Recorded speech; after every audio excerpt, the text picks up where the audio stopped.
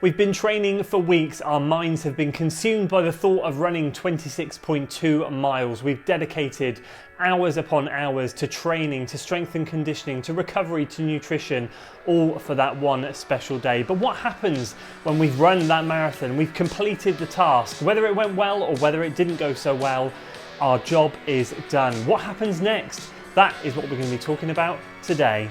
What is up, guys? Andy Forrest, Team Runner here. Welcome back to another video, and today we're talking all about life after marathon.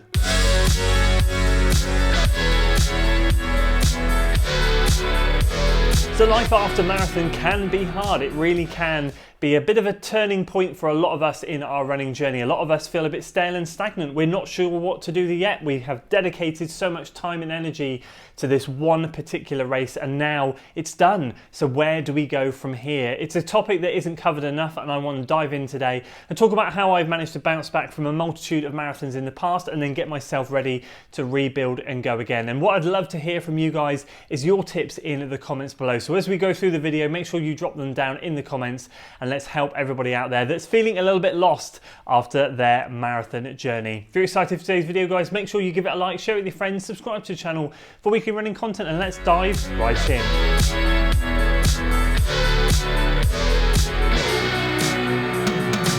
So here's a couple of things that I notice happen to me personally when I finish a big marathon training block, and it kind of indicates that I'm ready to go again. The mind is ready, but of course at that point we'll talk about the crossroads that we come to shortly. What I notice is fatigue has disappeared. I feel ready to go again. Obviously when we're deep in fatigue, deep in marathon training, there's a lot of I can't be bothered, I just need to get my training done, go home, shut the doors, and that's all I want to do today, because obviously some of those runs that we're doing are pretty darn intense. And as we get into the latter stages of marathon training, it can be a little bit of a drag and a little bit of a bind, but we come out the other side and we're feeling fresh and ready, and I find that I have a heck of a lot more energy than I was feeling a few weeks ago. So obviously naturally I feel like I'm ready to throw myself into something, and that's when I need to be really careful as to my decision making, because I can feel excited to do pretty much anything at that moment in time. And I think the second thing that I really have to remind myself when a marathon training block is done is to relax on the eating. What I tend to find is I eat quite a lot during a marathon training block, and I do tend to carry that through after the marathon, and I find that it takes me about 3 or 4 weeks to bring my diet back in and remind myself that I'm not running the distances and the time that I was before. So there's a couple of things that I often find that I do post-marathon straight away that I just have to give myself a little reminder of, that I need to calm down. I'm no longer in marathon training and I'm getting ready for the next challenge.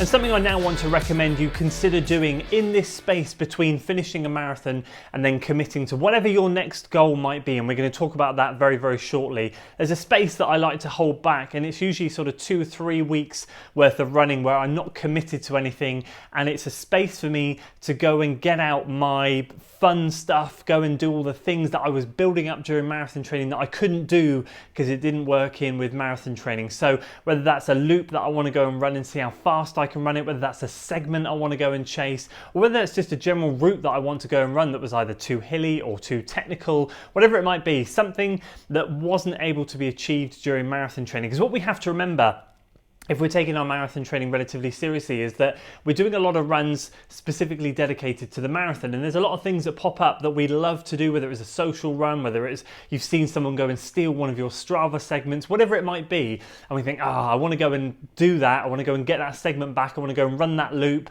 that looks amazing. This is the time to do it, because this is the time now where we can go out and have a little bit of fun. I love to use this next 2 or 3 weeks that I'm about to embark on to go and do some fun workouts, really, that are just, there's no sort of structure to them as such. They're just workouts that I want to do because I haven't done them during marathon training, and just on some routes that I want to do, chase some segments and go and run some faster times and some of the old trails that I used to go on.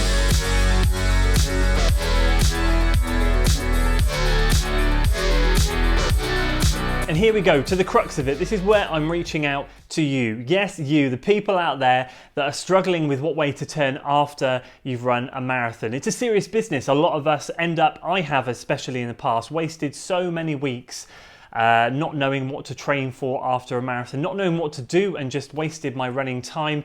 And what we have to understand is this time straight after a marathon can be one of the most fun periods of our running before we jump into something else. So as I've just said, I use these next 2 or 3 weeks to go and get out all of those things that I want to do, run with friends, run on those routes, but then I'm ready to commit to the next thing. And the best thing that I found to do is completely shift the focus, shift the scenery, terrain, shift the distance, and train for something completely different. So what I found works really well for me, and I guarantee would work well for you after a marathon, is to train for shorter distance races, because we've got all of that aerobic benefit from the longer marathon work. If we throw on top some speed now, we're just gonna fly like we're on rocket fuel. That might not tickle your pickle, in which case that's absolutely fine. Do continue to extend that fun period until you know what you're ready to do.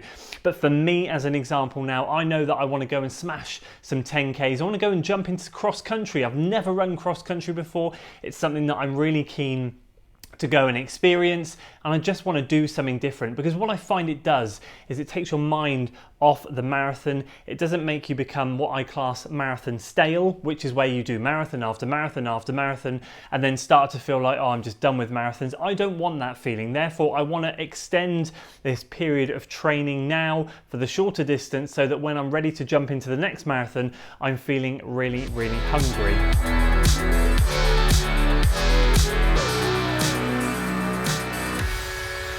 But if you are one of those people that is ready to commit to the marathon distance once again and jump straight back into training, that's fantastic, because I'm in a position now during my running career where I feel like I am ready and I could do marathons back to back. I just try and force myself not to, because I know that at some point I might feel a little bit stale and a little bit bogged down with all that marathon training. I also know it's best for me to do some short distance stuff now to work on that speed to then get better at the marathon moving forwards. But if you're ready to rock and roll and you're going to jump straight into it, may I make a recommendation for you? Submerge yourself right now in the local running scene, book some local races up and have some fun in the beginning part of this marathon training period, because this second half of marathon training can be a very, very long slog. In particular, those final 4 to 6 weeks, we can be so dedicated, we can be so on edge, our adrenaline can always be running, worrying if we're going to get ill, going to get injured.